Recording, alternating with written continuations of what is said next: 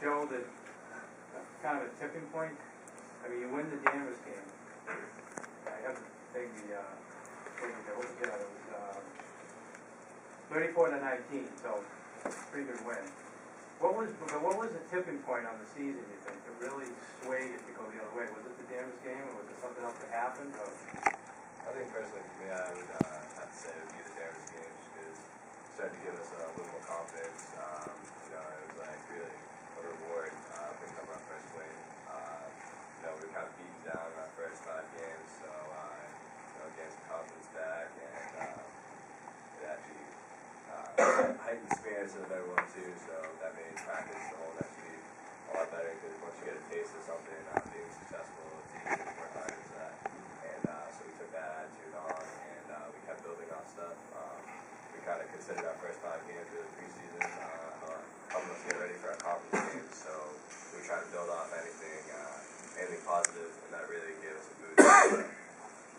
Did anybody say anything, or did some event come and someone started yelling between you, or one of the coaches get up and go off and turn it around? No.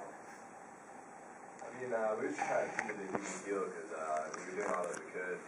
Personally, I thought that, you know, we were all working hard in practice and everything, so it was kind of frustrating, you know, kind of not seeing the results in the win column. But you know, we stayed together as a family, and you know, the coaching staff was great all year, keeping us motivated, keeping us off each other, because it gets tough. As you know, in a family setting, people have to get on each other. You know, we all love each other, and there's a lot of mutual respect. So it ended up being good. Who's the youngest player on the team? Brendan's you're a sophomore. Okay. Well, let me ask you, Brendan, on the Thanksgiving game. You went, how many did you win? 4 games? 5 straight. And then the Thanksgiving game, you guys lost. So what was It's kind of like a reality check. I mean, we pretty much thought we were unbeatable, kind of going like into the Thanksgiving game, and then kind of, I don't know what happened that game, but we didn't come out on top. And I think that really helped us through the playoffs and the Super Bowl.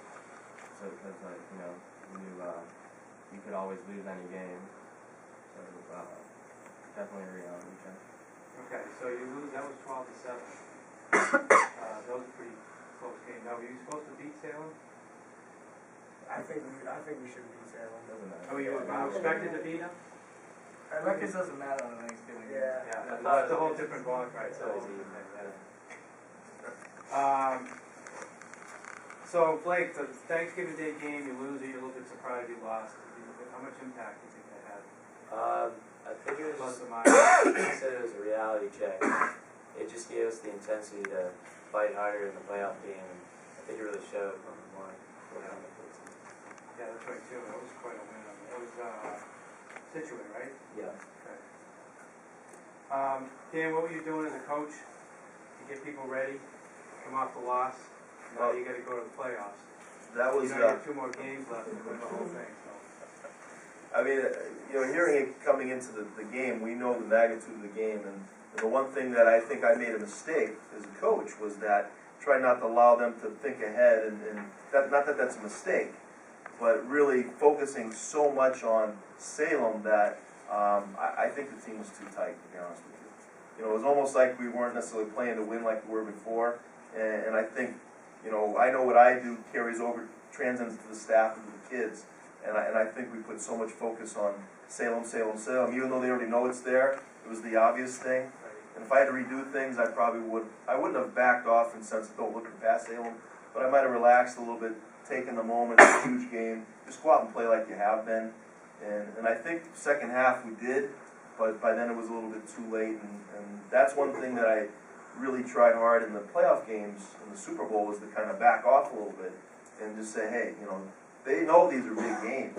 There's no sense in making them, you know, you can really make them nervous and take them out of the game. In fact, going into the Super Bowl game, I really at that point it was so much fun, and I think that, you know, once the game got going, you know, the jitters got out of there. Once they're on the big screen jumbo and the music blares, you know, I think that was the one thing that they did was not become too tight. Now, so you guys think you were pretty tight at the Thanksgiving